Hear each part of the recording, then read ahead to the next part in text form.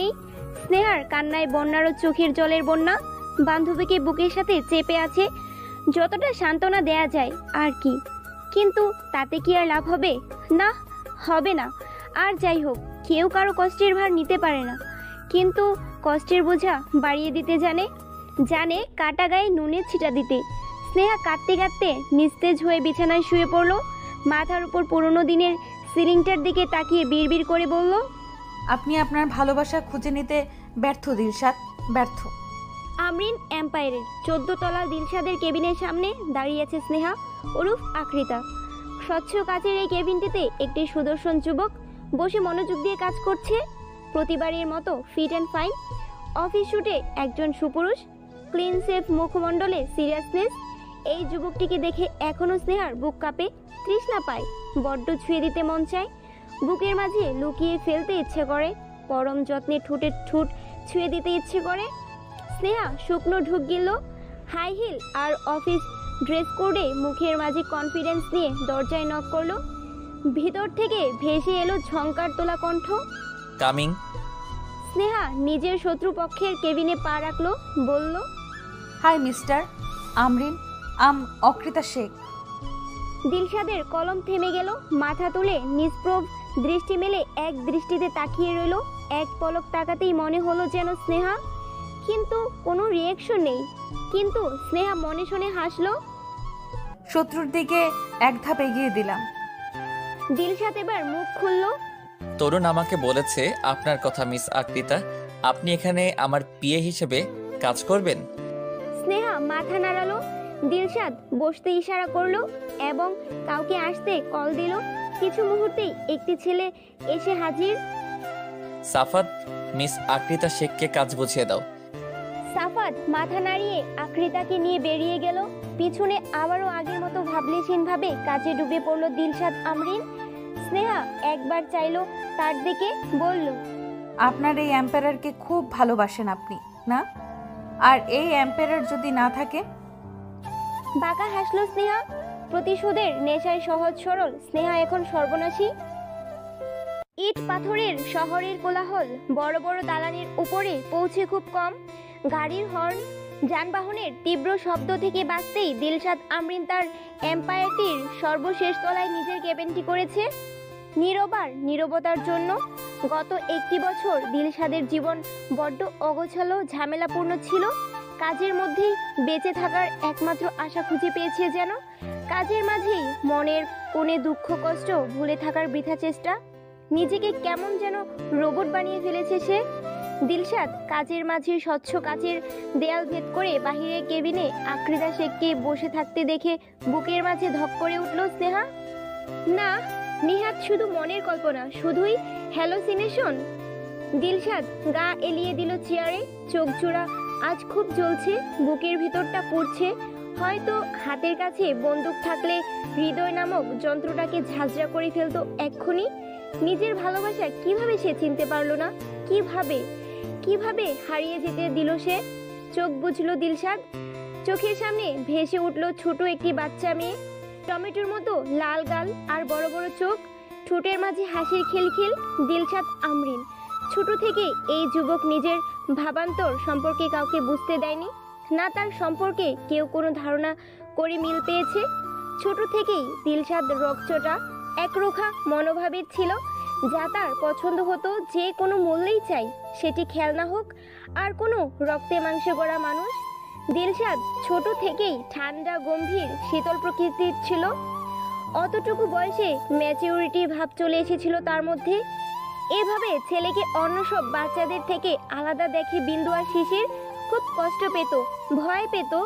কেন তার ছেলেটি এমন, যেন এক্সট্রা অর্ডিনারি আছে ছেলেটির মাঝে। দিলশাদ যখন 11 বছর, তখনই 2টা ক্লাস স্কিপ করে এবং উপরের ক্লাসে ভর্তি হয়ে যায়। ওইটুকু বয়সেই কম্পিউটার হ্যাকিং করা শিখে ফেলে।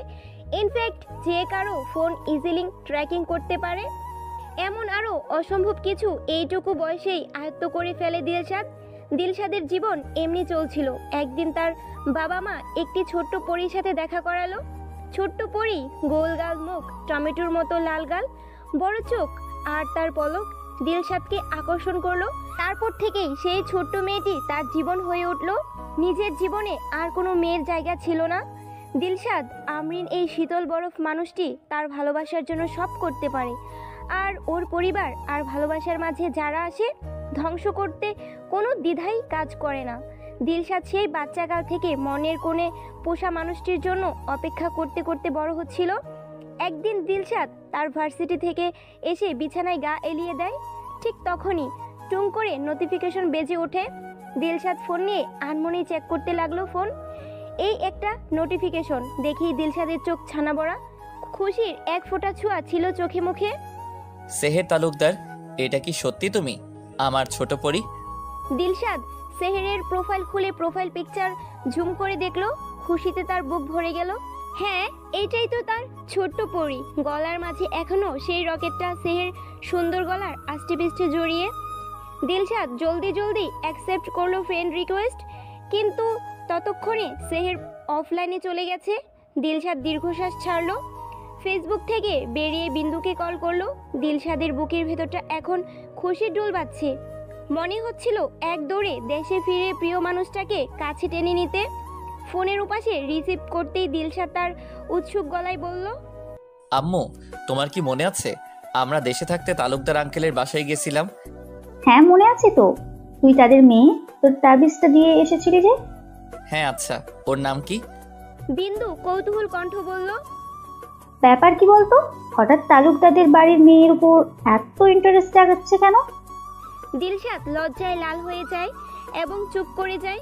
গম্ভীর কণ্ঠে কিছুক্ষণ পর বলে ওঠে, আম্মু তুমি বলবে নাকি ফোন রাখবো? বিন্দু হতদন্ত হয়ে বলল, রাগিস কেন বাপ, বলছি তো তালুকদার বাড়ির মেয়ের নাম সাহের। দিলশাদের ঠোঁটের কোণে মিষ্টি হাসি ছেয়ে রইল। বিড়বিড় করে বলল, সেহের। সেদিনের পর থেকেই সেহের ছিল দিলশাদের সবকিছু, দিলশাদের জান প্রাণ সব। সবসময় তার ভালোবাসার জন্য ছিল লোয়েল। সেহেরের সামনে সব মেয়েরাই ছিল অদৃশ্য, কিন্তু দিলশাদ আমরিন ভুল করেছিল, চিনতে ভুল করেছিল তার প্রাণ পাখিটাকে, তার ছোট্ট পরিটাকে। দিলশাদ হা করে শ্বাস ছাড়ল। আকৃতা শেখের দিকে আবারও তাকিয়ে রইল কিছুক্ষণ। কেন এত টানে এই মেয়েটি তাকে, কেন? শীতকালের মাঝে হঠাৎ টিপ টিপ বৃষ্টি পরিবেশটি আরও রোমাঞ্চকর করে তোলে। চারদিকে ঘন কালো অন্ধকার দেহে আসে পৃথিবীর বুকে। বৃষ্টির প্রতিটি শীতল ফোঁটায় শরীরের রোম দাঁড়িয়ে যায়। এমনই সময় বিরক্তি নিয়ে রাস্তার মাঝে দাঁড়িয়ে আছে সেহের। হুট করেই গাড়ির টায়ার পাঞ্চার হয়ে গেছে। ঘন কালো আধার, তার উপর বাড়ছে বৃষ্টি। উফ, কি বিরক্তি! সেহের এদিক সেদিক দেখলো না, এই সন্ধ্যায় কোনো গাড়ি তো দূর, মানুষের ছায়াটুকু নেই। সেহের এমন এক নির্জন জায়গায় হুট করে ভয় লাগতে শুরু করছে। দূরে কোথাও নেকড়ে কুকুর ডাকাডাকি করছে। হুট করে বুঝি কোনো পাখি উড়ে গেল। হাড় কাঁপানো ভয়ে সেহের কোনো রকম ফোনটি হাতে নিল। দিলশাদ লিখা নাম্বারটিতে ডায়াল করতেই ওপাশ থেকে তীক্ষ্ণ মেলি কণ্ঠে ভেসে এলো, ম্যাম স্যার মিটিংয়ে। আমার গাড়ির টায়ার পাংচার হয়ে গেছে, তোমার স্যারকে বলো আমাকে এখান থেকে নিয়ে যেতে। Hello hello.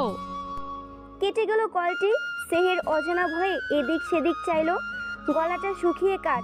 হুট করে একটি কালো ছায়া হেলতে দুলতে এদিকে আসতে দেখা গেল।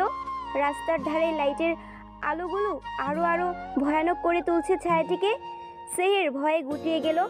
ঠিক তার পিছন থেকেই একটি হাত শক্ত করে চেপে ধরল সেহেরকে এবং এক টানে নিয়ে গেল রাস্তার ধারে ঝোপটার আড়ালে এবং ফেলে দিল মাটিতে। বৃষ্টির ফোঁটায় ঝোপের ধারে কাদা মাটি লেগে গেল সেহেরের শরীরে থাকা ওয়েস্টার্ন ড্রেসটিতে। সেহের আটকে কেঁপে উঠল। একজন বিভৎস দেখতে লোক সেহেরের সুন্দর পা টেনে ধরল। মুখ দিয়ে আপত্তিকর শব্দ বের করে হেঁচকি তুলে হাসতে লাগলো। বিভৎস লোকটি হাত চলতে লাগলো সেহেরের নরম মাংসপেশিতে। সেহের কাতরাতে লাগলো গলা কাটা মুরগির মতো। প্লিজ আমাকে ছেড়ে দাও, লিভ মি প্লিজ। লোকটি সেহেরের এমন কাতরানোতে চোখ মুখ কুচকে ঠাটিয়ে এক চোর বসালো সেহেরের সুন্দর গালে। সেহেরের মনে হলো কোনো ভয়ঙ্কর হায়না তাকে গিলে খাচ্ছে। সেহের এতটা আতঙ্কে যে চিৎকার করতে ভুলে গেছে। এদিকে লোকটি তার কাপড় ছিঁড়ে ফেলেছে অর্ধেক। সেহের কেঁদে কুটে গাং ভাসাচ্ছে, কিন্তু কোনো লাভ হলো না। লোকটি এবার তার প্যান্টের চেন খুলতেই ধুম করে গিয়ে দুহাত দূরে ছিটকে পড়ল। সেহের সামনে ব্যক্তিটিকে দেখে শক্ত করে জড়িয়ে ধরে নিচু গলায় ক্রোধনরত কণ্ঠে বলল, দিলশাদ, দিলশাদ, তুমি এসেছো? তুমি না এলে। কথাটুকু বলেই ফুপিয়ে উঠল সেহের। দিলশাদ কিছু বলল না, ভাবলেশীন ভাবে তাকিয়ে থাকলো বিভৎস লোকটার দিকে, যাকে ঘিরে রেখেছে দিলশাদের বডিগার্ডরা। লোকটিকে মনে হচ্ছে বদ্ধ পাগল, না যেন কতদিন গোসল করেনি, দাঁত মাজেনি। এই মুখ নিয়ে সেহেরের ঠোঁটে ঠোঁট রেখে চুম্বন করেছে এই নিকৃষ্ট লোকটি। ছি, ভেবেই বমি করতে ইচ্ছে করছে সেহেরের। দিলশাদ সেহেরকে নিজের কোটটা দিয়ে ঢেকে দিল। বিভৎস দেখতে লোকটিকে আরও কয়েকটা মার মেরে পুলিশকে ফোন করলো দিলশাদের বডিগার্ডরা। আর দিলশাদ সেহেরকে সেখান থেকে নিয়ে চলে গেল। এসব কিছু দূর থেকে দেখে স্নেহার বুকের ভিতর জ্বর উঠতে লাগলো, ধ্বংস করে দিতে লাগলো শরীরের অঙ্গ প্রত্যঙ্গ। এর সব কিছুই ছিল স্নেহার প্ল্যান, ঠিক যেমনটি সেহের তার সাথে করেছিল। একটি রেস্টুরেন্টের বারে কিছু মাতালদের মুখে ছেড়ে দিয়েছিল, সেখান থেকে কোনো রকম নিজের সম্মানটুকু বাঁচিয়ে ফিরেছিল স্নেহা। কই ছিল সেদিন দিলশাদ? যতবার বিপদে পড়েছে স্নেহা, কেউ তো আসেনি তাকে বাঁচাতে, কেউ না। আর সেহের, ও বিপদে পড়তেই দিলশাদ সবসময় হাজির হয়, সবসময়। স্নেহার বুক ফাটা চিৎকার গিলে ফেললো, চোখের জলটুকু মুছে চোখে পড়ে নিল কালো রঙের চশমা। ঠোঁটের কোণে এক রহস্যময়ী হাসি ফুটিয়ে স্নেহা বলল, সেহের, দিলশাদ কি সবসময় থাকবে তোমার সাথে? না, থাকবে না। আমার সাথে তুমি যা যা করেছো সব এবার তোমার সাথেও হবে। একেই বলে কার্মা। যেমন বীজ বপন করবে তাই তো পাবে। এটাই তো কেবল শুরু সেহের। চারিদিকে রঙিন আলোয় ভরপুর। জায়গাটির ঠিক পিছনেই মিউজিক বাজছে, ডান্স ফ্লোরে চলছে উড়োদুড়ো ডান্স। দেখেই বোঝা যাচ্ছে পাবলিক মাতাল হয়ে নাচে ব্যস্ত ডান্স ফ্লোরের সুন্দরী রমণীদের সাথে। ঠিক তার উল্টো পাশে নীরব নির্জন একটি জায়গাতে হাতে রেড ওয়াইনের গ্লাস নিয়ে বসে আছে দেশের টপ 10 বিজনেসম্যানদের মাঝে অন্যতম দীপক মিশ্র। পাশেই সুন্দরী ললনা তার লতানো শরীর দিয়ে আষ্টে পিষ্টে জড়িয়ে ধরে আছে। Mister Mishra, it's here. কর্কশ মিষ্টি একটি কণ্ঠ ভেসে এলো তার পাশেই ডিভানে আরাম করে বসে থাকা বঙ্গ ললনার। Miss Akrita, you have no regret? Deepak Mishra ঠোঁটের সাথে ওয়াইনের গ্লাসটি লাগিয়ে বলল। স্নেহা ঠোঁটের কোণে হাসি নিয়ে মাথা নাড়িয়ে বলল, নো মিস্টার মিশ্র। দীপক কৌতূহল কণ্ঠে আগ্রহ প্রকাশ করলো। তা আপনি ঠিক কেন এমন করেছেন miss Megh? You know, Armin empire আর মিশ্র গ্রুপ বিজনেস কম্পিউটার। আমি তা ভালো করেই জানি মিস্টার মিশ্র, আর তাই আপনাকে সাহায্য করছি। সব থেকে বড় কথা, it's good afternoon for you, so take it. Deepak Mishra ওয়াইনের গ্লাস উপরে তুলে এপ্রিসিয়েট করে বলল, thank you for the deal. Sneha উঠে দাঁড়ালো, ঠোঁটের কোণে বাঁকা হেসে বেরিয়ে গেল সেখান থেকে। পরের দিন সকালে স্নেহা তার নিয়ম মাফিক অফিসে ঢুকলো। ঠিক তখনই হন্তদন্ত হয়ে ছুটে এলো manager Shashi. Sneha, please take it and go sir home. Sir আজ অফিসে আসেননি, আর এই ফাইলগুলো খুবই ইম্পর্টেন্ট। এখানে স্যারের সাইন রাখবেন। স্নেহা মাথা দুলিয়ে হ্যাঁ বলল, আবারও বেরিয়ে গেল বাহিরের দিক। তরুণের গিফট করা গাড়িটা নিয়ে বেরিয়ে পড়ল স্নেহা তার শ্বশুর বাড়ি। স্নেহা হাঁ করে শ্বাস ছাড়লো। রাস্তার পথ যত ঘুরাচ্ছে পুরনো স্মৃতি চরণ হচ্ছে। এই তো তাদের বিয়ের ঠিক 4 মাস পরেই স্নেহা কনসিভ করে, যা সে জানতোই না। স্নেহার খুব একটা সময় দিলশাদের সাথে ভালো কাটেনি, যতটুকু কাটিয়েছে শুধু বেদনাদায়ক সময়। কনসিভ করাটাই ছিল যেন তার জীবনের সব থেকে বড় পাওয়া। বিন্দু এই খবর শুনে স্নেহাকে নিয়ে আসে তার কাছে। দিলশাদ পাল্টাতে থাকে, স্নেহার প্রতি যত্নবান হতে থাকে। যেদিন প্রথম জানলো বাবা হচ্ছে দিলশাদ, হুট করেই অনেক খেলনা নিয়ে উপস্থিত হয়। বিন্দু কপালে হাত, হেসে হেসে ছেলেকে বলে, পাগল ছেলে। দিলশাদের সেদিকে খেয়াল কই। দিলশাদ স্নেহাকে কোলে করে রুমে নিয়ে যায় সবার সামনে থেকে। স্নেহা অবাক, এত কেয়ার সত্যি? স্নেহার চোখে জল ছলছল করে উঠল। স্নেহাকে বিছানায় বসিয়ে ঠিক তার সামনেই দিলশাদ হাঁটু গেড়ে বসলো। স্নেহার পেটের কাছে কান নিয়ে ছোট প্রান্তের হৃদস্পন্দনের শব্দ শুনতে চাইল, কিন্তু বাচ্চা তো এখনো ছোট। ধীরে ধীরে তার শরীরের গঠন হবে, বড় হবে, তারপরেই না বুঝতে পারবে দিলশাদ। স্নেহার বড্ড লজ্জা লাগছিল। দিলশাদের এমন কেয়ারে সে অভ্যস্ত নয়, তাই কেমন লাগছিল যেন। তবুও স্নেহা দিলশাদের প্রতিটি মুভমেন্ট পর্যবেক্ষণ করছিল। এক পর্যায়ে দিলশাদ স্নেহার মেদহীন পেটে গভীর চুমু খেলো। স্নেহা সঙ্গে সঙ্গে শিউরে উঠল। স্নেহার প্রতিটি অঙ্গ আরো গভীর হতে লাগলো। দিলশাদের নরম ঠোঁটের স্পর্শ। স্নেহা কেঁপে উঠল অপ্রত্যাশিত ভালোবাসায়। দিলশাদ স্নেহার কানের কাছে এসে থেমে গেল, নিচু গলায় বলল, তুমি আমাকে অনেক বড় একটা উপহার দিয়েছো স্নেহা, কিন্তু তাই বলে আমার থেকে ভালো কিছু আশা ছেড়ে দাও। ভুলে যাও না কখনো আমি শুধু সেহেরের, আর এই বাচ্চাটাও আমার। এই বাচ্চার উপর তোমার কোনো অধিকার থাকবে না। একজন যুগল এমন ইন্টিমেটের সময় যদি ঠিক এমন একটি কথা বলে তার পার্টনার, অবশ্যই তা ভালো লাগবে না। স্নেহার লাগলো না। হতাশজনক চোখে স্নেহা বলল, আপনি না হয় আমাকে সারা জীবন ভুল বুঝে গেলেন দিলশাদ, তবে এই বাচ্চার বেলায় কোনো ভুল ভাবনা আপনাকে থাকতে দিব না। বাচ্চাটি শুধু একার আপনার নয়, আমারও। এর উপর ঠিক ততটুকু অধিকার আছে আমার যতটুকু আপনার।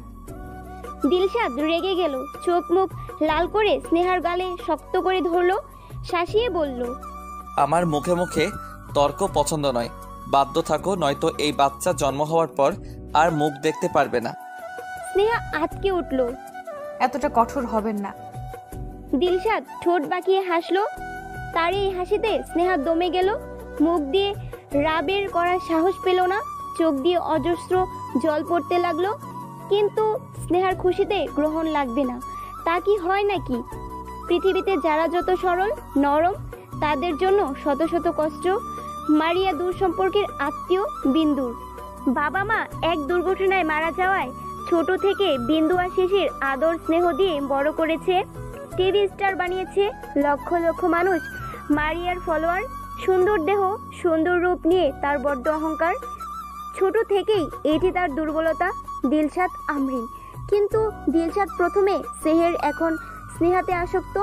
মারিয়ার কোনো চান্স নেই, কিন্তু একটা আশা ছিল, স্নেহাকে দিলশাদ ডিভোর্স দিবে বলেছিল। কিন্তু বাচ্চার আগমনে দিলশাদ আমরিন যেন উইক হয়ে পড়েছে স্নেহার প্রতি। এ সব কিছু যেন আউট অফ কন্ট্রোল হচ্ছিল না মারিয়ার। মারিয়া তাই ছক কষল। বাচ্চাটা যদি না থাকে তাহলে তাহলে হবে তো দিলশাদ আমার। মারিয়া ঠিক কিছুদিনের মাঝেই সফল হলো তার কাজে। সিঁড়ি দিয়ে নামতে গিয়ে স্নেহা স্লিপ কেটে একেবারে নিচে পড়ে যায় এবং 3 মাস বয়সেই স্নেহার অংশটি পৃথিবী ছেড়ে চলে যায়। এর জন্য অবশ্যই দোষ স্নেহার উপর পড়েছিল, যার জন্য স্নেহাকে দিলশাদ তাদের বাসা থেকে বের করে দিয়েছিল। স্নেহা আজ আবার সেই বাসায় নিজের পা রেখে এগিয়ে গেল ভিতরে। স্টাডি রুমের সামনে এসেই নক করলো দরজায়। কামিং। ভেতর থেকে গম্ভীর কণ্ঠ ভেসে এলো। স্নেহার হার্টবিট দ্বিগুণ বেগে বৃদ্ধি পেল। ডিপ ডিপ করে ছন্দ বাজিয়ে যাচ্ছে এই হৃৎপিণ্ড নামক যন্ত্রটা। কেন কেন এমন হয়? স্নেহা যতবারই এই লোকটির সামনে আসে নিজেকে ভুলে যেতে থাকে। কেন এমন হয়? পুরো দুনিয়া ফেলে নির্জনে দিলশাদের বুকে মাথা রাখতে কেন এমন হয়? এই নিকৃষ্ট এরোগেন্ট লোকটিকে কাছে পেতে স্নেহার অবচেতন মন জাগ্রত হতে স্নেহার আবেগ বিবেক ধ্বংস করতে চাইছে খুব করে, কিন্তু সচেতন মন একটা টোকা মেরে মস্তিষ্কে জাগ্রত করে তুলল। স্নেহা এসে দাঁড়ালো দিলশাদের সামনে। দিলশাদ নিষ্প্রভ দৃষ্টি দিয়ে আকৃতা শেখকে দেখলো। ফাইল। স্নেহা এগিয়ে দিল যথাসম্ভব। চোখ জোড়া নিচে রেখে আছে স্নেহা। দিলশাদের তীক্ষ্ণ চাহনি স্নেহাকে আনকমফোর্টেবল করে তোলে। দিলশাদ ফাইলটি পর্যবেক্ষণ করে নিল ভালো করে। ফাইল দেখার মাঝে আর চোখে আকৃতা শেখকে গভীরভাবে খুঁটিনাটি দেখতে লাগলো। স্নেহার নর্মাল মুভমেন্টের সাথে স্বভাবের সাথে খাপ খাইয়ে যায়। দিলশাদের মাথায় চিন্তার দুটি ভাঁজ পড়ল, তারপর সাইন করে এগিয়ে দিল। স্নেহা মাথা নাড়িয়ে যেই বাহিরে যেতে লাগলো, দিলশাদ স্নেহার হাত ধরে টেনে ধরলো। সন্দিহান কণ্ঠে বলল, হু আর ইউ? স্নেহা উপরে তাকিয়ে সঙ্গে সঙ্গে চোখ ফিরিয়ে নিয়ে বলল, স্যার, আপনি কি আমাকে একা পেয়ে ফায়দা উঠাতে চাইছেন? দিলশাদ ভাবলেশীনভাবেই বলল, তোমার কি মনে হচ্ছে? স্নেহা হাত ছাড়িয়ে নিতে চাইলে দিলশাদ আরো শক্ত করে ধরে স্নেহাকে আরো কাছে টেনে নিল। দিলশাদের ঝংকার তোলা কণ্ঠ, উৎসুক চোখ জোড়া নিয়ে বিচলিত হয়ে বলল, তোমার উপস্থিত, তোমার স্পর্শ, তোমার চাহনি, সব কিছু তার মতো। তুমি কি সেই? এক মুহূর্তের জন্য স্নেহার মনে হয়েছিল সে ধরা পড়ে গেছে, কিন্তু কিন্তু না, শুধু ডাউট। স্নেহা নিজেকে শক্ত করে বলল, স্যার আপনি ভুল করছেন, please let me go. Dilshad ছাড়লো না, আরো কাছে টেনে নিল, এতটা কাছে যে একটা শত পরিমাণ জায়গা দুজনের ঠোঁটের মাঝে, যেন একটা চিত্র, ভালোবাসার মগ্ন দুটি নরনারী। ঠিক সেই সময় বড়সড় আওয়াজ করে দরজা খুলে গেল, আর দেখলো মারিয়া দাঁড়িয়ে আছে, ছলছল করছে তার মেকআপে ঢাকা চোখ জোড়া। এখানে কি হচ্ছে দিলশাদ? ধরা গলায় বলল মারিয়া, কিন্তু দিলশাদের কোনো ভাববেগ পরিবর্তন হলো না। তা দেখে মারিয়া আরো ভড়কে গেল। এদিকে স্নেহা দিলশাদের মুষ্টিবদ্ধ হালকা হতেই দূরে সরে গেল, স্বাভাবিক কণ্ঠে বলল, আমি আসছি। দিলশাদ প্রতি উত্তরে কিছু বলল না, স্নেহার যাওয়ার দিকে তাকিয়ে রইল, শুধু ভাবতে লাগলো মেয়েটির সবকিছু কেন তার সাথে মিলে যায়। তার ভাবনার ফোড়ন পড়ল শরীরের মৃদু কম্পনে। দিলশাদ, এই মেয়েটি আবার কে? তুমি আবার নতুন করে ডেটিং করছো? আমার কি হবে দিলশাদ? দিলশাদ ভ্রু কুঁচকে বলল। Go to hell. মারিয়া ফুপিয়ে উঠল। দিলশাদ, আমার ভালোবাসা তোমার চোখে পড়ে না? কখনো সেহের, কখনো স্নেহা, আর এখন অন্য কেউ। দিলশাদ উত্তর দিল না। মারিয়ার ধৈর্য ধরে রাখতে না পেরে চেঁচিয়ে বলল, আমাকে কেন ভালোবাসো না তুমি? দিলশাদ আমরিন তার ডিপ ব্লু চোখ জোড়ায় তাকালো। মারিয়া ভয়ে দু কদম পিছিয়ে পড়ল। দিলশাদ আমরিন তার ঝংকার তোলা গম্ভীর কণ্ঠে বলল, কারণ তুমি স্নেহা না। তারপর ধমকে উঠে বলল, গেট আউট। মারিয়া অপমানিত হলো, মনের দুঃখে পা মারিয়ে স্থান ত্যাগ করলো কাঁদতে কাঁদতে। এক দৌড়ে নিচে নেমে এলো সে। ঠিক তখনই দরজার কাছে আকৃতাকে জুতো পরতে দেখে তেলে বেগুনে ভাজা ভাজা হয়ে আকৃতার কাছে গেল, বলল, তোমার মোটিভ আমি ঠিক বুঝতে পারছি মিস। মারিয়ার গলা শুনে পিছনে ফিরে তাকালো স্নেহা। Excuse me. মারিয়া দুহাত বুকের উপর আড়াআড়িভাবে বেঁধে দাঁড়ালো। একজন সেলিব্রিটি হিসেবে সবসময় নিজেকে মেকআপের আড়ালে লুকিয়ে রাখে। ওয়েস্টার্ন ড্রেস আর হাই হিলের জন্য মেয়েটিকে আরও 2-3 ইঞ্চি লম্বা করে তুলেছে। এই মেয়েটি তার বাচ্চার হত্যাকারী, শত্রুর মধ্যে দ্বিতীয় নাম্বারে আছে সে। স্নেহার ভাবনার মাঝে মারিয়া বলল, এমন ইনোসেন্ট মার্কা লুকে ধনী ব্যক্তিদের ফটাতে সক্ষম, তাই না? স্নেহা বিরক্তি কণ্ঠে বলল। কি আজে বাজে বকছেন? মারিয়া বলল, তোমাদের মতো 2 টাকার এমপ্লয়ের জীবন নরক বানাতে আমার 2 মিনিট সময় লাগবে না। রং ঢং করতে হলে অন্য কোথাও গিয়ে করো, আমার দিলশাদের থেকে দূরে থাকো। স্নেহা হাসলো, বলল, আমি যতটুকু জানি দিলশাদ স্যার তো সেহেরের। আপনার কিভাবে হলো মিস মারিয়া? আর রইল আমার কথা, আমি আপনার মতো এত কুরুচিপূর্ণ মানুষ নই যে একটা বিবাহিত লোকের পেছনে লাগবো। ওটা তো আমার স্ট্যাটাস নয়, বরং আপনার মতো বি ক্লাস অ্যাক্টর দ্বারাই সম্ভব। মারিয়া দাঁত কিরমির করে থাপ্পড় মারার জন্য হাত তুলল। তোকে তো আমি। হাওয়ার মাঝেই হাতটি থেমে গেল মারিয়ার। মারিয়া আর স্নেহা দুজনেই খানিক চমকালো। পিছন থেকে ভেসে এলো দিলশাদের কণ্ঠ, বলল, তুমি কি মরতে চাইছো? মারিয়া স্নেহা দুজনেই বুঝলো না কথাটি কাকে উদ্দেশ্য করে বলা হলো। দুজনেই প্রশ্নবিদ্ধ চোখে তাকালো। দিলশাদ মারিয়ার হাত ঝাড়া মেরে ফেলে দিয়ে বলল, মারিয়া সে সরি। মারিয়া অবাক হয়ে বলল, আমি সরি কেন বলবো? বলবো না সরি। 2 টাকার মেয়েকে তো মোটেও না। দিলশাদ ভাবলেশীন ভাবে বলল, আমার আর কিছু বলার নেই। মিস মারিয়া, আশা করছি খুব দ্রুত আপনার অ্যাটিটিউড চেঞ্জ হবে। আসছি। বলেই বাঁকা হেসে চলে গেল সে। দিলশাদ স্নেহা যেতেই বলল, তুমি জানো না কার সাথে এবার পাঙ্গা নিয়েছো। এরপর যা হবে তার জন্য তুমি দায়ী থাকবে। বলেই দিলশাদ উপরের দিকে পা বাড়ালো। মারিয়া শুধু ফেল করে চেয়ে রইল, মনে মনে ভাবলো, কে এই মেয়ে? হসপিটালের করিডোরে তেমন কেউ নেই বললেই চলে। রাতের সাথে সাথে ভিড় কমে আসে, শূন্য হয়। আধার আলোয় ভয়ঙ্কর গা ছমছম ভাব। তবে মাঝে মাঝে নার্স কিংবা ডাক্তারদের একটি দল আনাগোনা করে এই 10 তলায়। এখানে শুধু ভিআইপি ভাগ রুগীদের জন্য কেবিন করা হয়েছে। আপাতত 2টো কেবিন, 2টো রুগী। আর এই 2টি কেবিনের বাহিরে 2জন বডিগার্ড মাথা উঁচু করে পাহারা দিতে ব্যস্ত। একটিতে ভর্তি আছে দিলশাদের মা বিন্দু আমরিন, আরেকটিতে একদিন আগেই ভর্তি করানো হয়েছে সেহেরকে। সেহেরের সাথে ঘটে যাওয়া ঘটনা, সেই ঘটনাটি এখনো ভুলতে পারেনি সেহের। অর্ধনগ্ন বিচ্ছিরি দেখতে লোকটি হলদে দাঁতের ভয়ানক হাসি এখনো তাড়া করে সেহেরকে। এই যে এখনো ঘুমের মাঝে সেহের স্বপ্ন দেখছে লোকটি আপত্তিকরভাবে তার বুকে পেটে ঠোঁটে স্পর্শ করছে। এক পর্যায়ে সে প্যান্ট খুলতে নিচ্ছে। ঠিক তখনই সেহের চিৎকার করে ঘুম থেকে উঠে যায়। তখন রাত গভীর, হু হু করে বইছে শীতল ঠান্ডা বাতাস। কেবিনের মাঝে মৃদু আলো জ্বলছে। বেলকনির দরজাটা খোলা, সাদা পর্দা ফরফর করে উঠছে। এক মুহূর্ত মনে হলো বেলকনিতে সাদা শাড়ি পরে কে যেন দাঁড়িয়ে আছে। বড় বড় লম্বা চুলগুলো বাতাসে তালে তালে উড়ে যাচ্ছে। সেহের তালুকদার ছোট থেকেই ছিল ভীরু প্রকৃতির। ভূতের ভয় তার ছিল বহুত, ঠুসঠাস বেহুশ হওয়ার মতো। আর এই গভীর রাতে ভুতুড়ে হসপিটালে একা একটি রুমে, তার উপর এমন একটি ছায়ামূর্তি। সেহেরের হাড় কাঁপানো ভয়ে ধরধর করে কাঁপতে শুরু করলো। কিছু মুহূর্তেই থমথমে হয়ে উঠল পরিবেশ। সেহের গলা ছাড়লো। কে কে কে ওখানে? অবয়বটি এবার যেন নড়ে উঠল। হেঁটে এসে দাঁড়ালো বেলকনির দরজার সামনে। পর্দা ওড়া আর মৃদু আলোতে সেহেরের একটি চেহারা দেখতে পেল।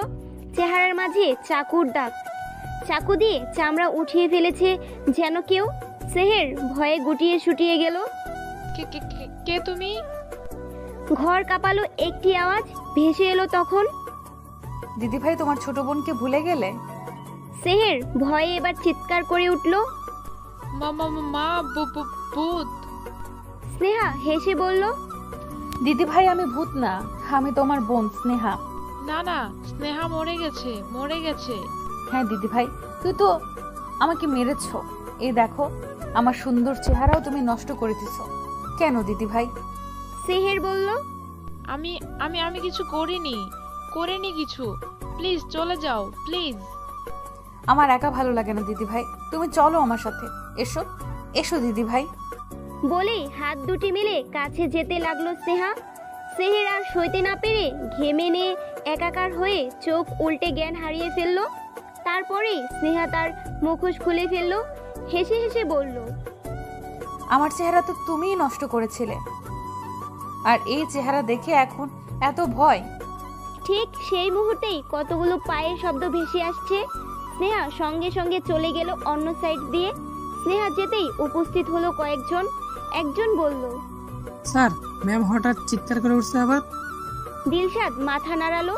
তার পেছন থেকে একটি সুদর্শন যুবক এসে দাঁড়ালো, বলল, আমার মনে হচ্ছে সেহেরের সেই ঘটনাটি খুবভাবে মস্তিষ্কে আঘাত করেছে, তাই এমন করছে। দিলশাদ একবার সেহেরের দিকে তাকিয়ে বরাবরের মতোই বলল, আরিয়ানা, ওর চিকিৎসার জন্য যা প্রয়োজন তাই করো। আরিয়ান মাথা নাড়িয়ে বলল, সেহেরকে তুই একটুও পছন্দ করিস না, তবে এত কেয়ার কেন করছিস? দিলশাদ হালকা শ্বাস ছেড়ে বলল, ও আমার মাকে বাঁচিয়েছিল, তাই আমি চাই না এর কোনো ক্ষতি হোক। আরিয়ান দিলশাদের কাঁধে হাত রেখে বলল। নেহাকে ভুলতে পারিস না এখনো?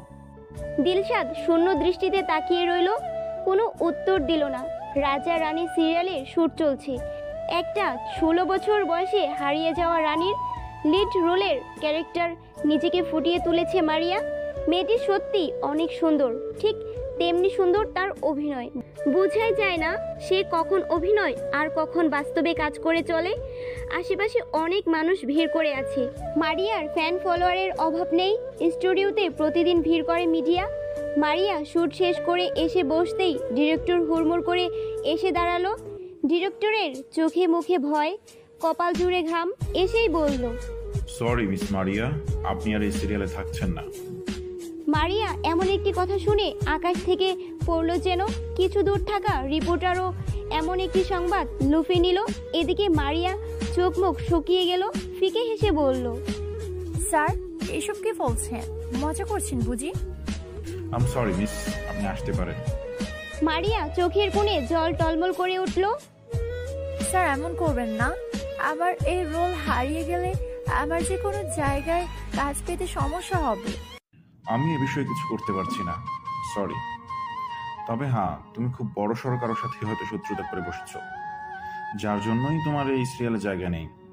মারিয়া কিছু বুঝতে পারছে না কে তার পিছনে লেগেছে, কেই বা তার এত বড় শত্রু। অনেকবার ভাবার পরে মারিয়ার কিছু মনে পড়ল, বিড়বিড় করে বলল, আকৃতা শেখ। কর্মের ফল সবাইকেই ভোগ করতে হবে, সেটা এই কালে হোক বা পরকালে। একেই বলে কার্মা। যেমন বপন করবে তেমনি তো পাবে, তাই নয় কি? দূরে দাঁড়িয়ে থেকে মারিয়ার অ্যাসিস্ট্যান্ট মারিয়ার ধরিকি মরি অবস্থা দেখে এইসব ভেবে যাচ্ছে।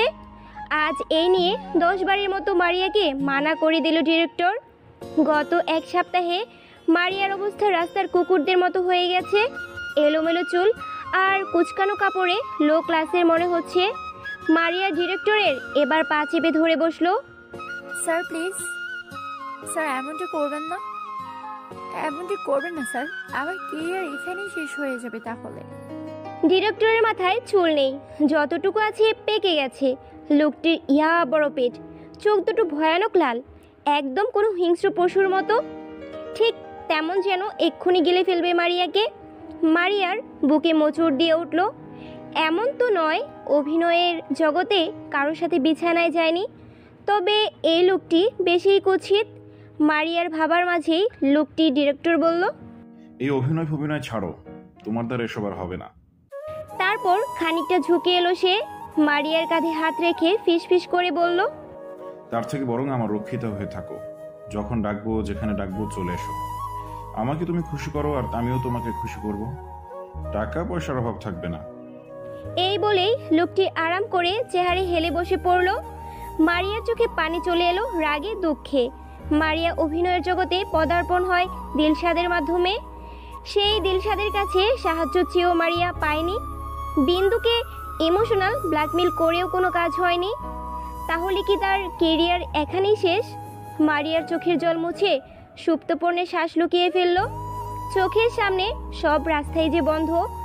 তাহলে কি এবার মারিয়া কারো রক্ষিত হতে বাধ্য? মারিয়ার আগে হাত মুষ্টিবদ্ধ করে ফেলল, তারপর জবাব দিল, জি স্যার, আমি রাজি। দূর থেকে দাঁড়িয়ে দেখে বড্ড আফসোস করলো মারিয়ার অ্যাসিস্ট্যান্ট। ভরতে লাগলো মনে মনে। সকালের মিষ্টি রোদ গুনগুন করে গান গাইছে, দোল খাচ্ছে এদিক ওদিক। ঠান্ডা দিনের মিষ্টি রোদের সুর মাতিয়ে তুলছে রাস্তার ধারের পথচারীদের উপর। মেতে উঠেছে বড় বড় দালান আর যানবাহন।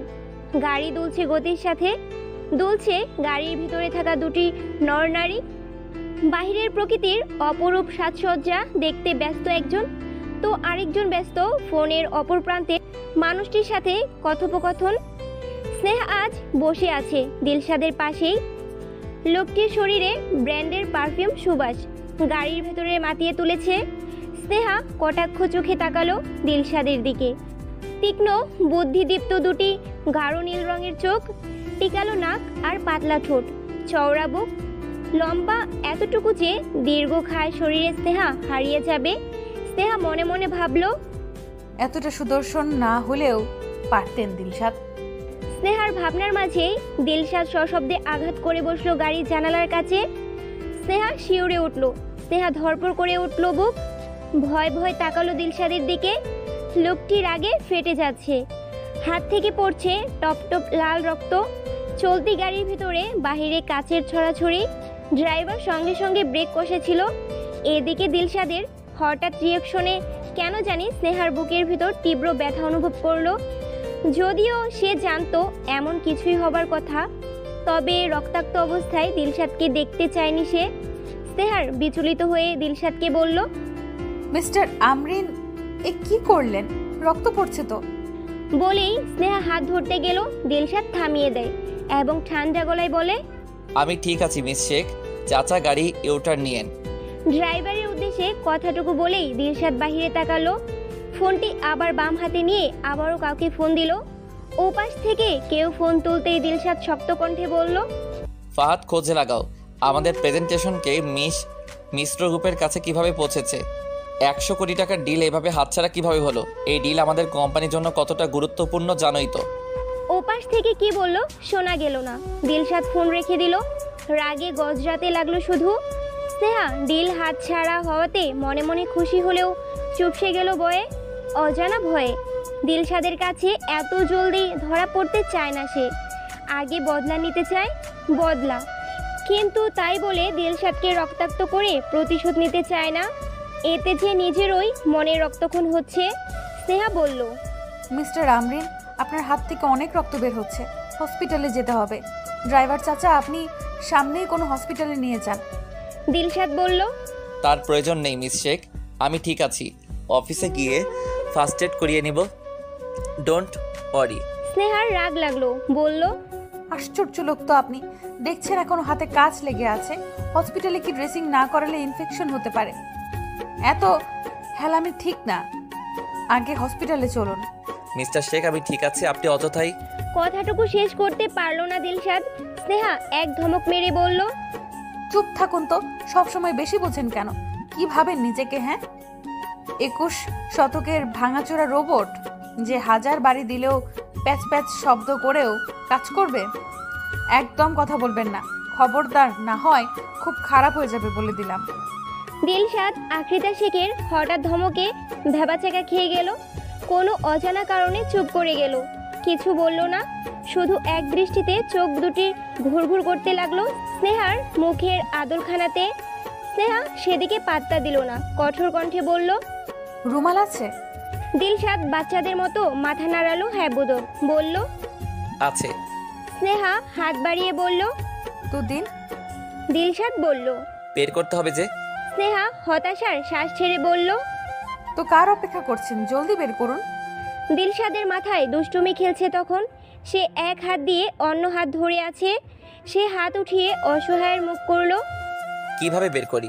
স্নেহা উপরের দিকে তাকিয়ে বলল, আল্লাহ, কোথায় রেখেছো বলেন, বের করে দিচ্ছি।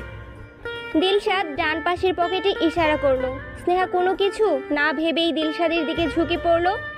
দিলশাদের শ্বাস প্রশ্বাস তখন পড়ছে স্নেহার মুখে।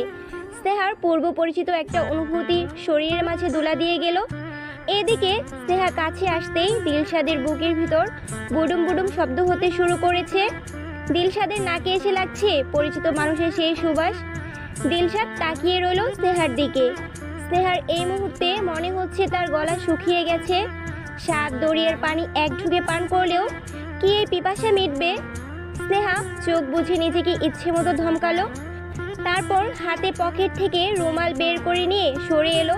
দিলশাদের শক্তপোক্ত হাতটি টেনে নিল নিজের হাতে। ধীরে কাছের টুকরোগুলো সরিয়ে নিতে লাগলো। দিলশাদের হাতের কাজগুলো ওঠানোর সময় স্নেহার মুখের ভঙ্গিমা ব্যথিত দেখা যেত। ভাঙা জানালা দিয়ে আসা মৃদুমন্দ বাতাস এসে উড়িয়ে দিচ্ছে স্নেহার খোলা চুল। দিলশাদ এমন একটি দৃশ্য মুগ্ধ হয়ে অনুভব করছে। স্নেহা যখন বুঝতে পারলো দুটি চোখ তার উপর ঘুরঘুর করছে, স্নেহা একটু বিব্রত বোধ করলো এবং সরে এলো তৎক্ষণাৎ। শুরু হলো গাড়ির ভিতরে পিনপতন নীরবতা। কিন্তু এর মাঝে বন্ধ হলো না দিলশাদের গুড়গুড় দৃষ্টি। কে যেন আবারও গভীরভাবে খুঁজে যাচ্ছে সে। স্নেহা, স্নেহা, স্নেহা। সত্যি কি মেলানো যায় এই নারী যার সাথে মিলে গিয়েও বড্ড অমিল স্নেহার? ঘড়ির কাঁটা ঢং ঢং করে বেজে মনে করিয়ে দিচ্ছে এখন লাঞ্চের সময় প্রায় পেরিয়ে যাচ্ছে। দিলশাদ নিজের ডান হাতটা হাওয়ায় তুলে দেখলো ব্যান্ডেজ করা। তারপর আবার খাবারের দিকে তাকালো। কিভাবে খাবে সে? এদিকে বড্ড ক্ষুধাও পেয়েছে। দিলশাদ উঠে এলো। খাবার টেবিলের পাশে যেতেই বড্ড মেজাজ গরম হলো। আজকের দিনটাতেই সবকটা মাছ আইটেম করতে হলো। হা! দিলশাদ একবার ভাবলো খাবারটা চেঞ্জ করবে, কিন্তু পেটের ভেতর ছুঁচু ডাক আর ইঁদুরের লাফালাফি সইতে পারলো না। দিলশাদ অবাক হলো, মনে মনে ভাবলো, এমন তো কখনো হয়নি, এত ক্ষুধা কখনোই লাগেনি, আজ এমন কি হলো? পরে দিলশাদের মনে পড়লো কাল দুপুরের পর থেকে এক ফোঁটা পানিও পেটে যায়নি। দিলশাদ হতাশায় শ্বাস ছাড়লো। কাজের মাঝে এতই ডুবে গিয়েছিল সে, খাবারের কথা ভুলে গিয়েছিল। দিলশাদ আর দেরি করলো না, একটি চামচ দিয়ে খাবার শুরু করলো, কিন্তু বাম হাতে ঠিক মতো খেতেই পারছিল না। ঠিক সেই সময় দরজায় টোকা পড়লো। দিলশাদ তার শান্ত গম্ভীর কণ্ঠে বলল, কামিং। স্নেহা দরজা ঠেলে ভিতরে ঢুকলো। স্যার, এই ফাইলে আপনার সাইন লাগবে। দিলশাদ মাথা নাড়ল, ফাইলটি ভালো করে চেক করে খুব কষ্টে সাইনটি করে দিল। আজ দিনের মধ্যভাগেই এই লেখালেখির কাজটা বড্ড এড়িয়ে গেলেও এবার আর পারল না। সাইন করার সময় রক্তেই ভিজে গেল সাদা ব্যান্ডেজটি। চোখ এড়িয়ে গেল না স্নেহার। স্নেহা তার বুকের মধ্যে ক্ষীণ ব্যথা অনুভব করলো, তবে তা বুকের ভেতর কোথাও হারিয়ে গেল। স্নেহা পিছন ফিরে চলে যেতে লাগলো। 2 কদম এগিয়ে আবার ঘাড় বেগ পিছনে তাকালো। স্নেহা তার ভারী পল্লব নিয়ে এবার আর স্নেহা থাকতে পারল না। যাই হোক, কোনো এক সময় এই ব্যক্তিটাকে পাগলের মতো ভালোবেসেছে সে। দিলশাদের চোট পাওয়া হাতে খাবার তুলতেই দিলশাদ ব্যথায় মুখ কুঁচকে নিচ্ছে। দিলশাদের ব্যথার তো মুখটা এতটাই আকৃষ্ট করলো স্নেহার অবুঝ মনটাকে যে স্নেহা নিজের অজান্তেই দিলশাদের কাছে পৌঁছে গেল। দিলশাদের পাশে বসে তার হাত থেকে প্লেটটি নিয়ে খাবার নিজের হাতে মাখিয়ে মুখে তুলে দিল। হঠাৎ এমন এক অবস্থায় কী রিয়েকশন করবে দিলশাদ বুঝতে পারল না। শুধু পলক্ষীন দৃষ্টিতে তাকিয়ে বাচ্চাদের মতো খেতে লাগলো খাবারটুকু। দিলশাদ স্নেহা প্রতিটি মুহূর্ত গভীরভাবে উপভোগ করতে লাগলো। স্নেহার তাকানো, তার চোখ অগোছালো, ছোট ছোট অবাধ্য চুল, ঠোঁট বাঁকানো, কখনো মাছের কাঁটা বাছার সময় মুখের অদ্ভুত ভঙ্গিমা, সব কিছুই মনোমুগ্ধকর। দিলশাদের গোলাপি ঠোঁটের কোণে মুচকি হাসি অজান্তেই ভেসে গেল। দিলশাদের হাসি মুখখানা বেশিক্ষণ আর রইল না। ধারাম করে দরজা খুলে একটা বিকট শব্দে ভেসে আসে এক চিৎকার। এখানে কি হচ্ছে দিলশাদ? ছলছল চোখে প্রশ্ন করে বসলো সেহের। সেহেরকে এমন সময় হয়তো দুজনের কেউ আবিষ্কার করেনি এখানে। সেহেরকে দেখে দুজনের কোনো মুখমণ্ডলের পরিবর্তন হলো না। তবে স্নেহা লাস্ট খাবারটুকু দিলশাদের মুখে তুলে দিতেই সেহেরের মাথা গরম হয়ে গেল। একটানে খাবারের প্লেটটি টেনে নিয়ে ছুঁড়ে ফেললো মাটিতে। রাগে গজগজ করে স্নেহাকে টেনে তুলে ছাটিয়ে এক চড় মেরে দিল। বলল, বেহায়া মেয়ে, লজ্জা করে না অন্যের বয়ফ্রেন্ডের গা ঘেঁষতে? স্নেহা ঠোঁট বাঁকালো। পাশ থেকে দিলশাদ ধমকে উঠে বলল সেহেরকে, Seher, are you out of your mind? Dilshad, তুমি আমাকে এভাবে ঠকাচ্ছ? আমি এখানে আজ না আসলে জানতেই পারতাম না তুমি আমার পিঠ পিছে। ছি! দিলশাদের এবার চোখ মুখ লাল হয়ে গেল। শক্ত গলায় বলল, সেহের, আমি তোমাকে কিভাবে ঠকিয়েছি? তোমাকে শুধু সহ্য করছি এজন্য, কারণ তুমি আমার মাকে বাঁচিয়েছো, তাই বলে আমার মাথায় চড়তে বসার অনুমতি দেই নাই। স্নেহার সামনে এভাবে কথাগুলো শুনে মাটিতে বসে বিলাপ শুরু করে দিল। সেহের সত্যি এ মেয়ের কাছে হেরে যাবে? ও প্রথমে স্নেহা, তারপর মারিয়া, এমন অনেক নারীকে সে সরিয়ে দিয়েছে দিলশাদের জীবন থেকে। এবার কি এই আকৃতা শেখকেও সরাতে হবে? আজ সকালেই মারিয়া যদি তাকে ফোন না করত, তাহলে সে আজও হাসপাতালে বসে থাকতো। স্নেহা এসব দেখে হাসলো মনে মনে। দিলশাদের দিকে সিরিয়াস লুক করে তাৎক্ষণিকভাবে বলল, স্যার, আমি আসছি বলেই বেরিয়ে গেল। স্নেহা যেতেই সেহের দিলশাদের পা জড়িয়ে কাঁদতে কাঁদতে বলল, দিলশাদ, তুমি প্রতিবার আমাকে এড়িয়ে যাও। আমি তোমাকে কত ভালোবাসি, আর তুমি আমাকে তো অবহেলা করো।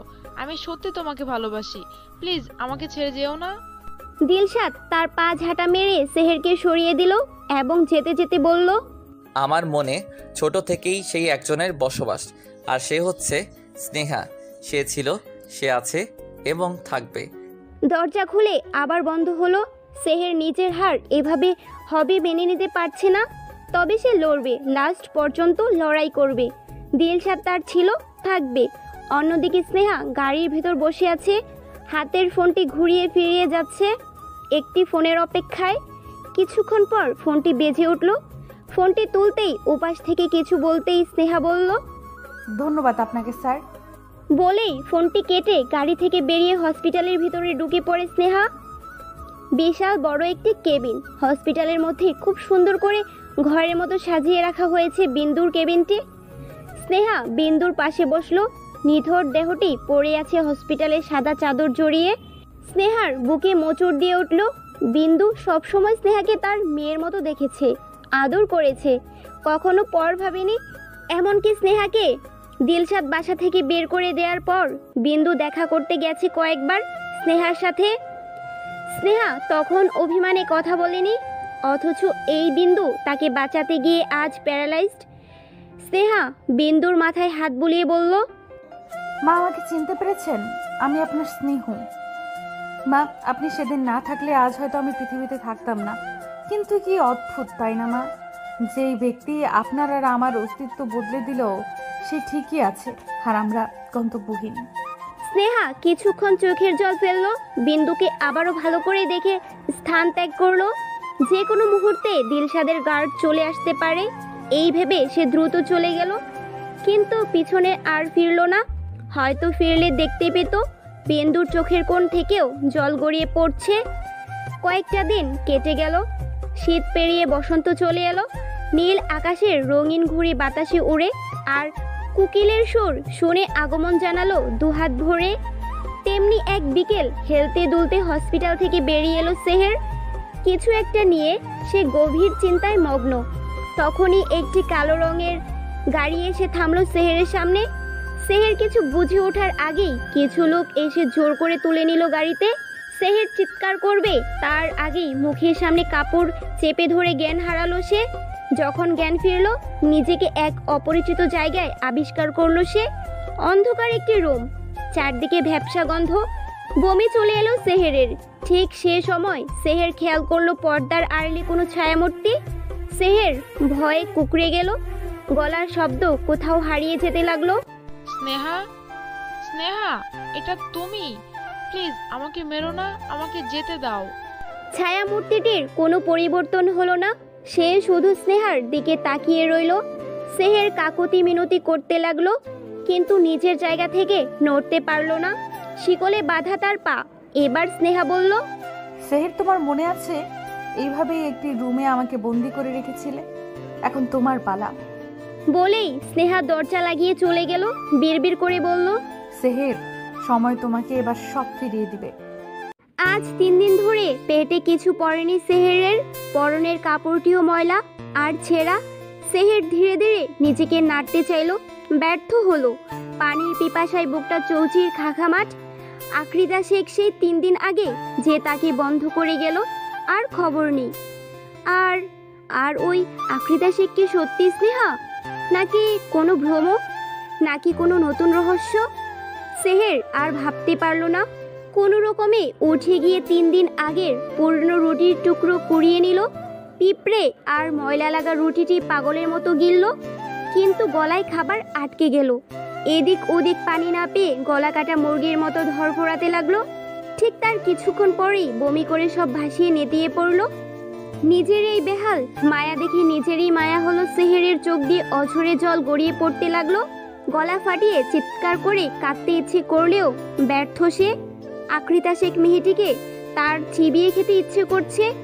একবার সে এখান থেকে ছাড়া পেলে মেয়েটির মুখের মাংস তুলে নেবে, ছুঁড়ে দেবে নরপশুদের ভিড়ে। সেহের বিড়বিড় করে বলল, আকৃতা শেখ, আমি তোমায় ধ্বংস করে দেব। আমার এই অবস্থার জন্য তোমাকে আমি ছাড়বো না। এদিকে সেহেরের প্রতিটি কর্মকাণ্ড স্নেহা নিজে ল্যাপটপে বসে দেখছে। ঠোঁটের কোণে শ্লেষের হাসি। স্নেহা চেহার হেলে পড়ল। দমকা হাওয়া এসে সেহেরের ঘন কালো চুল স্পর্শ করে গেল। স্নেহা মন মাতানো মাতাল বাতাসে স্পর্শে চোখ বুঝে নিল। ভেসে উঠল তিক্ত কিছু অনুভূতি। ঠিক সেহেরের জায়গায় ছিল স্নেহা। দম বন্ধ গুটগুটে অন্ধকার ঘর। এক ফোঁটা পানির জন্য মরিয়া হয়ে উঠেছিল। না খেতে পেরে অচল হয়ে গিয়েছিল স্নেহার শরীর। ফর্সা শরীর ফ্যাকাশে বর্ণের হয়ে উঠেছিল। সেহেরের প্রতিটি অত্যাচার, প্রতিটি মারের দাগ সারা শরীর কালশিটের দাগ করে গিয়েছিল। এখনো শরীরের কাপড় সরালে দাগগুলো দৃশ্যমান হয়ে ওঠে। ভয়ঙ্কর রাতগুলো আর স্নেহার বুক ফাটা চিৎকার আর হাহাকার শোনার মতো কেউ ছিল না। স্নেহা কখনো ভুলতে পারেনি সেদিনের কথাগুলো, যেদিন সেহের স্নেহাকে পানির সাথে মরিচের গুঁড়ো ইচ্ছে মতো মিশিয়ে খাইয়ে দিয়েছিল। স্নেহা পাগলের মতো হয়ে গিয়েছিল, এদিক ওদিক গড়াগড়ি খাচ্ছিল। এক পর্যায়ে জাল সহ্য করতে না পেরে নিজেই জিভে নখ দিয়ে আঁচড়ে কেটে দিয়েছিল। সেদিনের পর থেকেই স্নেহার ভোকাল কর্ড নষ্ট হয়ে যায় কণ্ঠের। স্নেহা চাইলেও চিৎকার করতে পারেনি। ঠিক তার কয়েকদিন পরেই স্নেহাকে মেরে ফেলার জন্য সেহের একটা ধারালো ছুরি নিয়ে আসে এবং স্নেহার সুন্দর চেহারা নিমিষেই কুৎসিত করে দেয়।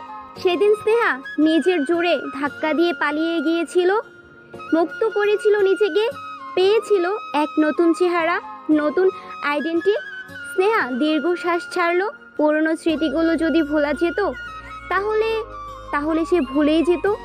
স্নেহা উঠে দাঁড়ালো, হাতের মুঠের চাবি নিয়ে বেরিয়ে গেল সেহেরকে আটকিয়ে রাখা ঘরটির দিকে। পায়ের আওয়াজে মিলে গেল সেহের, ভয়ে আত্মা ধুকধুক করছে তার।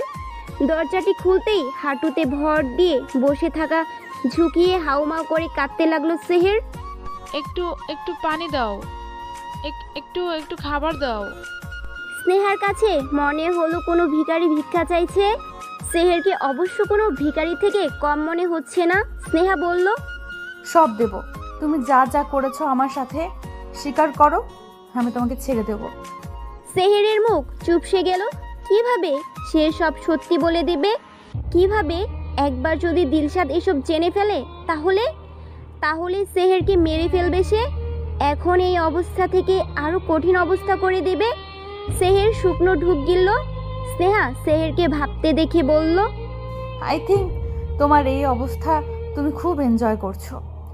সেহের চুপ করে রইল। তার এখন এই অবস্থা।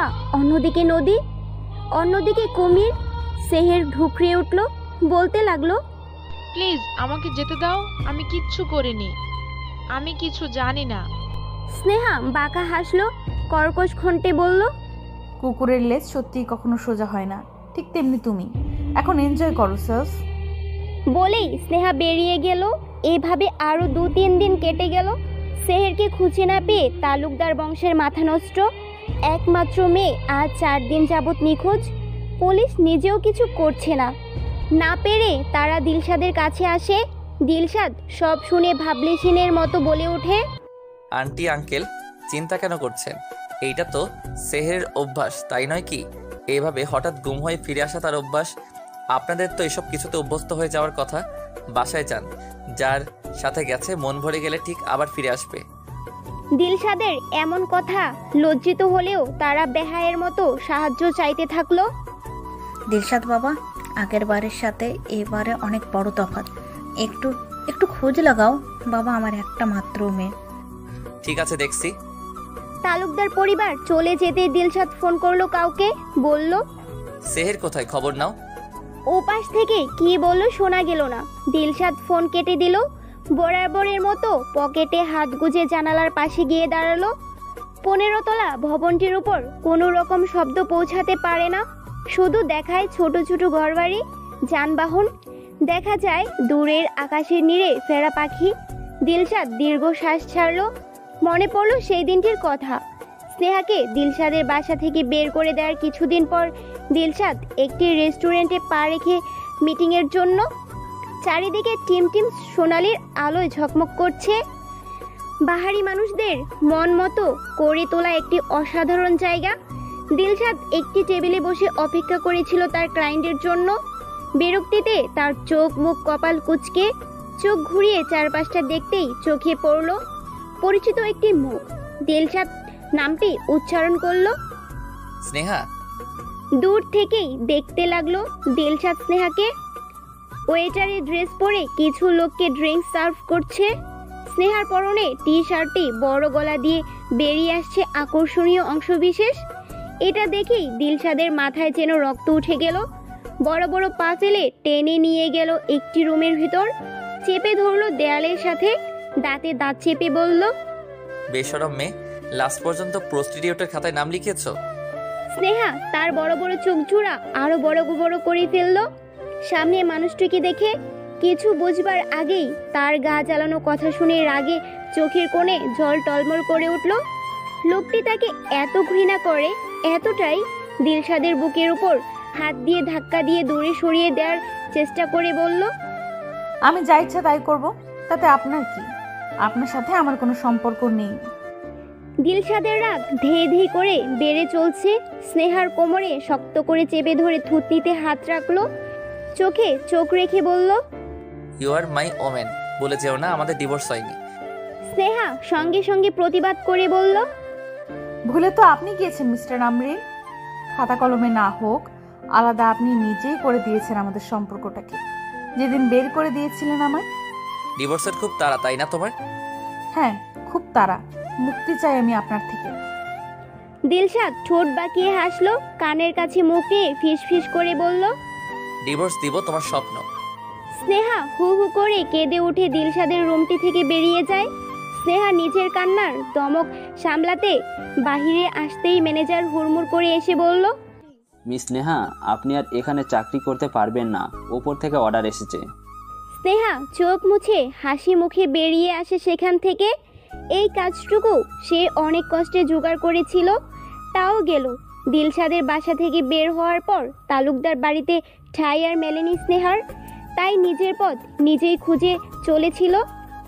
এবার আর এই শহরে থাকবে না স্নেহা, চলে যাবে বহু দূরে।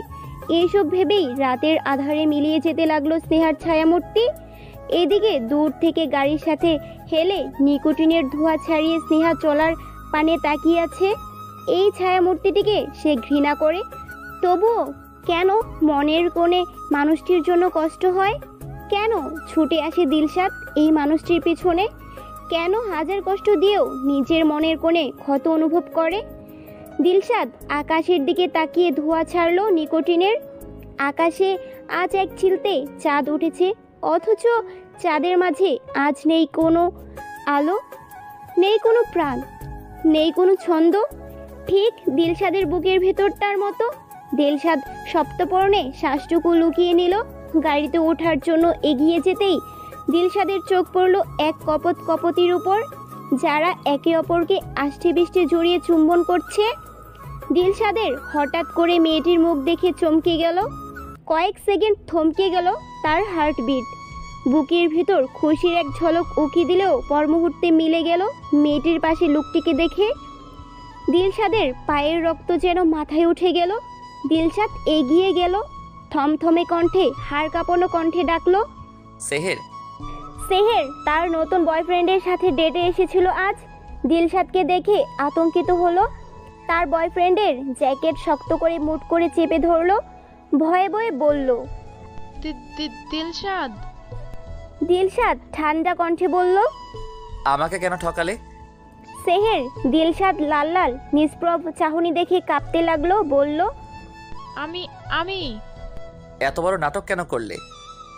সেহের যেন হঠাৎ দিলশাদের আগমনে কথা ভুলেই গেছে। কি বলবে সে, কি উত্তর দিবে খুঁজে পাচ্ছে না। দিলশাদ এবার ধমকে উঠল। তা দেখে সেহের কেঁদে দিল। তখনই তার বয়ফ্রেন্ড বলল, আশ্চর্য লোক তো, কে আপনি? আমার সামনে আমার গফকে ধমকাচ্ছেন? দিলশাদ এবার সরাসরি ছেলেটির দিকে তাকালো। দিলশাদের ধারালো চোখের দৃষ্টিতে ছেলেটি মুহূর্তেই লেজ গুটিয়ে পালালো। তা দেখে সেহের আরো ঘাবড়ে গেল। দিলশাদ এবার সেহেরের দিকে তেড়ে গিয়ে চিৎকার করে বলল, আমি সত্যি জানতে চাই। সেহের কান চেপে ধরে। দিলশাদের ভয়ানক কণ্ঠ আর তার কান সইতে পারছে না। সেহের না পেরে সব সত্য বলে দেয়, আমি তোমার থেকে পালাতে চেয়েছিলাম, বিয়ে করতে চাইনি তোমাকে। আমি তো তোমার লাইফে এনজয় করতে চেয়েছিলাম, কিন্তু তুমি আমাকে সবসময় বাধা দিয়েছো। এটা করো না, ওটা করো না, এইটা তোমার পছন্দ না, ওইটা তোমার পছন্দ না। আমি হাঁফিয়ে উঠেছিলাম, তাই চলে গেছিলাম। দিলশাদ কষে এক চর বসালো সেহেরের গালে। এই মেয়েটির জন্য স্নেহাকে কতই না টর্চার করেছে সে। এই মেয়েটির জন্য। দিলশাদ এবার সেহেরের দিকে তীক্ষ্ণ চোখে তাকিয়ে বলল, তোমাকে ভালোবাসা আমার জীবনের সব থেকে বড় ভুল। বলেই হাত বাড়িয়ে দিল তার দিকে। সেহের গালে হাত দিয়ে তাকিয়ে রইল শুধু। দিলশাদ ঠিক কী জন্য হাত বাড়িয়েছে বুঝতে পারছে না সে।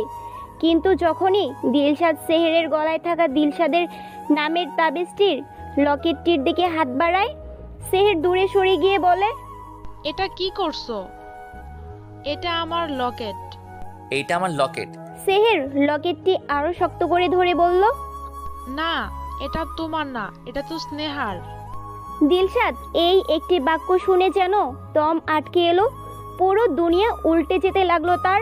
কাপা হাতে সেহেরের গলা থেকে টেনে ছিঁড়ে নিল লকেটটি। হাতের মুঠোয় নিয়ে দেখলো অপলক। হঠাৎ অজান্তেই ঝরে পড়ল গড়িয়ে শক্ত মনের মানুষটির চোখের জল। দিলশাদ ভিজে গলায় বলল, আমি এই লকেটটি স্নেহাকে পড়িয়েছিলাম আমার ছোটবেলার ভালোবাসাকে বড় হয়ে চিনতে পারার জন্য। আর আজ তোমার জন্য আমি আমার ভালোবাসার মানুষটিকে কতটা অপমান করেছি, কতটা অন্যায় করেছি শুধু তোমার মতো মিথ্যাবাদীর জন্য। সেহের এবার আরো ভয় পেয়ে গেল। ছোটবেলায় স্নেহার থেকে এই লকেটটি ছিনিয়ে নিয়েছিল সেহের। সেদিন সে অনেক কেঁদেছিল।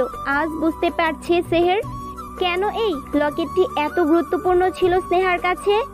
সেহের এবার মুখ খুলে কিছু বলতে চাইল। দিলশাদ আঙ্গুল উঁচিয়ে শাসিয়ে বলল, ভবিষ্যতেও আমার সামনে আসবে না, না হয় আমি তোমাকে নিজের হাতে খুন করে ফেলবো। এবার নাটক হবে না কিন্তু। বলেই স্থান ত্যাগ করলো দিলশাদ। ছুটে গেল স্নেহার খোঁজে। কিন্তু আফসোস, সেদিনের পর আর স্নেহার কোনো খোঁজ পায়নি দিলশাদ। আর যেদিন পেল সেদিন সে মৃত বলে জানলো। জমকালো এক সন্ধ্যা, চারিদিকে রঙিন আলোয় আরো মনোরম পরিবেশ করে তুলেছে লাভ ফেরির এই বিশাল বড় রেস্টুরেন্টে হাই ক্লাস সোসাইটির মানুষদের আনাগোনা। সকলেই আসে তাদের যুগল নিয়ে। কেউ আসে একাকিত্ব দূর করার জন্য, আবার কেউ আসে ভোজন উপভোগ করতে। এমনই একটি জায়গায় এই সময় বসে আছে স্নেহা। হাতের ঘড়িটি বারবার দেখে যাচ্ছে। আকৃতার মা বাবা এক প্রকার জোর করেই পাঠিয়েছে এখানে, কি এক সারপ্রাইজের জন্য। এদিকে তরুণ আউট অফ টাউন, হাজারটা কল করেও পায়নি তরুণকে। স্নেহা দীর্ঘশ্বাস ছাড়লো। ঘড়ির কাঁটাটি এবার 8টার ঘরে ছুঁই ছুঁই। স্নেহা বিরক্তি বোধ করছে খুব। কে এমন আসবে তাকে সারপ্রাইজ করার জন্য? কার জন্যই বা তার এত অপেক্ষা? মনের কোণে পরক্ষণেই প্রশ্ন উঠল। আকৃতা শেখের কোনো বয়ফ্রেন্ড নেই তো, বা কোনো বাগদত্তা? এই জন্যই কি মা এখানে পাঠিয়েছে? তরুণ ভাইয়া তো এমন কিছু উল্লেখ করেননি। কিছু মুহূর্তেই ভয়ে হাত পা ঠান্ডা হয়ে গেল স্নেহার। স্নেহা এই মুহূর্তে কি করতে পারে, কি করবে সে? কোনো রকম ব্যাগ হাতে নিয়ে ছুটে বেরিয়ে যাবার জন্য উঠতেই কেউ একজন হাত টেনে ধরলো পিছন থেকে। Hey beautiful, you miss me? Sneha থমকে দাঁড়িয়ে পড়লো। সামনের মানুষটিকে দেখে তার চোখ কোটর থেকে বেরিয়ে আসার উপক্রম। এখনকার যুগের পপ সিঙ্গার মাহাত জেন দাঁড়িয়ে আছেন তার সামনে। সুদর্শন যুবক, বাস্তবে যেন আরো সুন্দর। স্নেহা যেন হারিয়ে যাচ্ছিল লোকটির রূপের মায়াজালে। এই কোথায় হারিয়ে গেলে? স্নেহার চোখের সামনে চুটকি বাজিয়ে ঠোঁটের কোণে মুচকি হেসে বলল কথাটুকু মাহাত। স্নেহা যেন এবার ধ্যান ফিরলো, বলল, আপনি আপনি কে? মাহাত অবাক হওয়ার ভান করে বলল, কাম অন বেবস, 5 বছর আগে পাত্তা দেইনি বলে এখনো না চেনার ভাব করছো। আই নো কতটা পাগল ছিলে তুমি আমার পিছনে, আর এখন এমন ভাব করছো আমাকে চিনোই না। মুখ গুমড়ো করে ফেললো এবার মাহাত। স্নেহার হাত ছেড়ে চেয়ারে আরাম করে বসলো। এক দৃষ্টিতে স্নেহার শরীরে আগাগোড়া খুঁচিয়ে খুঁচিয়ে পরখ করে নিল। স্নেহা অস্বস্তি বোধ করতে লাগলো। এদিক ওদিক তাকিয়ে মনে মনে কথাগুলো গুছিয়ে নিল সুন্দর করে। তারপর গড়গড় করে সজ্ঞতির মতো বলল, সরি মিস্টার মাহাত, আমি আপনাকে সত্যিই চিনতে পারছি না। টিভির একজন সেলিব্রিটি বই কি, আমার সমস্ত মস্তিষ্ক আর কোনো ডাটা নেই, ঠিক যেমনটি আপনি বললেন। মাহাত হু হু করে হেসে ফেলল। স্নেহার হাতটুকু টেনে পাশের চেয়ারটিতে বসালো অনেকটা জোর করে। তারপর বলল, আই এম সরি, বাট তুমি সত্যি আমাকে ভুলে গেছো নাকি মিথ্যা বলছো? বাহানা মারছো না তো আমার সাথে, রাইট? এতটুকু বলেই আবার সাথে সাথে মুখের ভাব সিরিয়াস করে ফেলল। দু হাতের মুঠোয় ভরে নিল স্নেহার মুখমণ্ডল। বলল, আকৃতা লুক, আমি সত্যি পাগল ছিলাম, তোমার ভালোবাসাটা বুঝিনি। Please forgive me. জানো আমি এই 5 বছর তোমার অপেক্ষা করেছি। আন্টি যদি আমায় না জানাতো তুমি ফিরে এসেছো, আমি হয়তো জানতেই পারতাম না। যা হয়েছে সব পিছে ফেলে চলো এবার নতুন জীবন শুরু করি আমরা। বলেই মাহাত জড়িয়ে ধরলো স্নেহাকে। স্নেহার সারা শরীর কেমন যেন করে উঠল। মাহাদের স্পর্শে কেমন যেন অপবিত্র মনে হচ্ছে। এমন তো হয়নি কখনো দিলশাদের স্পর্শে। তাকে মনে প্রাণে ভালোবাসে বলেই কি? স্নেহা ধাক্কা দিয়ে সরিয়ে দিল মাহাতকে। সেখান থেকে উঠে দাঁড়িয়ে চেঁচিয়ে বলে উঠল, মিস্টার মাহাত, দূরে থাকুন আমার থেকে। আমি আপনাকে চিনি না, ব্যাস। এরপরে কখনো আমার কাছে আসার চেষ্টা করবেন না, আমাকে স্পর্শ করার চেষ্টা করবেন না। বলেই গটগট করে বেরিয়ে গেল সেখান থেকে। লাভ ফেরির বাম পাশ দিয়ে হাঁটার পথেই বার এরিয়ার সামনে এসে থমকালো স্নেহা। দিলশাদ বসে আছে সেখানে, ড্রিঙ্কস করছে। দিলশাদের চোখ মুখ কেমন যেন ফ্যাকাশে হয়ে আছে। হয়তো কিছু হয়েছে। পরক্ষণেই ভাবলো যা ইচ্ছে হোক, চলোই যাক, স্নেহার কি। আজ এই দিলশাদ আমরিনকে ভালোবাসে সে সর্বনাশী। স্নেহা দাঁড়ালো না, চলে গেল সেখান থেকে। দরজার কাছে এসে দাঁড়াতেই আবারও পিছন ফিরে চাইলো একবার। এ কি, লোকটি তো পড়েই যাচ্ছে, যেন কোনো হুঁশ নেই। স্নেহার আধার মনে ক্ষণিকের জন্য আলো নিভে আবার জ্বলে উঠেছে। কি করবে সে, কি করবে? মন বলছে ছুটে যা, সাহায্য কর, কিন্তু মস্তিষ্ক বলছে সাবধান। দিলশাদের বেহাল দেখে স্নেহা মনের কাছে হেরে গেল। ছুটে গিয়ে ধরে ফেললো স্নেহা। দিলশাদ নেশায় ডুবে বিড়বিড় করে বলছে, Sneha please come back, please ফিরে এসো। আমি জানি তুমি মরনি, তুমি বেঁচে আছো। স্নেহা আই লাভ ইউ, ভালোবাসি, খুব ভালোবাসি। স্নেহার বুকে মোচড় দিয়ে উঠল, কান্নাগুলো দলা পাখি আটকে গেল কণ্ঠনালীতে। নিজেকে সামলে কাপা কাপা কণ্ঠে বলল স্নেহা, মিস্টার আমরিন, সামলান নিজেকে। দিলশাদ ফিচলে হাসলো, বিড়বিড় করতেই লাগলো। হয়তো নিজের ভাগ্যের উপর ক্ষোভটা বেশি তার। শুরু থেকে যাকে ভালোবাসলো তাকেই কতভাবে কষ্ট দিল, কত লাঞ্ছিত করলো। দিলশাদ এবার আর হাঁটার উপযোগী রইল না। না পেরে স্নেহার লাভ ফেরির একটি রুম বুক করলো। দিলশাদকে রুমটিতে নিয়ে গিয়ে শুয়ে দিল। ফর্সা মুখে আদলখানা লাল টুকটুকি হয়ে আছে দিলশাদের, চোখগুলোও যেন রক্তবর্ণ। নিজেকে এভাবে টর্চার করে দিলশাদ কি প্রুভ করতে চাইছে? সে দেবদাস হয়ে গেছে পারুলের জন্য, না স্নেহার জন্য? এই ভালোবাসাটুকু কই ছিল তখন, যখন স্নেহাকে কষ্ট দিত দিলশাদ? স্নেহা দিলশাদের মায়াবী মুখ দেখে তার হু হু করে কান্না পেল। মনের অজান্তেই চোখ জোড়া পানি টলমল করিয়ে বড় বড় পানির ফোঁটা ছিটকে পড়ল। স্নেহার কষ্ট হচ্ছে খুব। সে যে দিলশাদকে কষ্ট দিয়ে খুব খুশি তা মোটেও না। স্নেহা হা করে দম ছাড়লো। দিলশাদের জুতো জোড়া খুলে ভালো করে চাদর টেনে দিল। কিছু পলক তাকিয়ে থেকে দু কদম এগিয়ে যেতেই আবার থমকালো। এবার নিজে থেকে নয়, দিলশাদ আটকিয়েছে তাকে। স্নেহার মসৃণ হাত চেপে ধরে কাতর কণ্ঠে বলছে, স্নেহা আমি মারা যাচ্ছি, আমাকে একা ফেলে যেও না, আই নিডস ইউ। স্নেহা ফুপিয়ে উঠল। এইটুকু ভালোবাসাই তো চাওয়ার ছিল, কই তখন তো পায়নি স্নেহা। স্নেহা হাত ছাড়িয়ে নেওয়ার চেষ্টা করলো, কিন্তু হলো না কোনো লাভ। হ্যাচকা টানে দিলশাদ স্নেহাকে তার বুকের উপর ফেললো। শক্ত করে চেপে স্নেহার নরম ঠোঁটগুলো নিয়ে নিল নিজের ঠোঁটের আয়ত্তে। স্নেহা ছুটোছুটি করলো, নিজেকে ছাড়িয়ে নিবার বৃথা চেষ্টা করলো, কিন্তু পারল না। এদিকে দিলশাদ পাগলের মতো চুম্বন করে যাচ্ছে স্নেহার ঠোঁটে, গলায়, গালে। এমনকি দিলশাদের প্রতিটি ভালোবাসার ছাপ রেখে যাচ্ছে স্নেহার লতানো দেহে। সময় পার হতে লাগলো। আজকের রাতটুকু স্নেহার জন্য ছিল অকল্পনীয়। লাভ ফেরির এই রুমটি আজ সাক্ষী স্নেহা আর দিলশাদের ভালোবাসার মুহূর্তগুলোর। দিলশাদ ঘুমিয়ে আছে, খালি পিঠে স্নেহার নখের আঁচড়ের দাগ দৃশ্যমান। স্নেহা পাশেই বসে ঘুমন্ত রাজকুমারকে দেখলো। লোকটি হুঁশে ছিল না, তবুও তার শক্তিতে স্নেহা পেরে ওঠেনি। স্নেহা এবার নিজের কাপড়গুলো পরে নিল। কেন যেন আজকের এই সময়টুকু নিয়ে স্নেহার মনে কোনো অস্বস্তিকর অনুভূতি হচ্ছে না, না সে পস্তাচ্ছে। তবে হ্যাঁ, মুসাফির যখন অনেক দিনের তৃষ্ণার পর পানি পেয়ে যেমন সন্তুষ্ট লাভ করে, স্নেহা ঠিক তেমনই অনুভব করছে। লোকটিকে চাইলেও সে মন থেকে কখনোই ঘৃণা করতে পারে না, আবার ক্ষমাও করতে পারে না। স্নেহা ঘন কালো আকাশের দিকে চাইলো।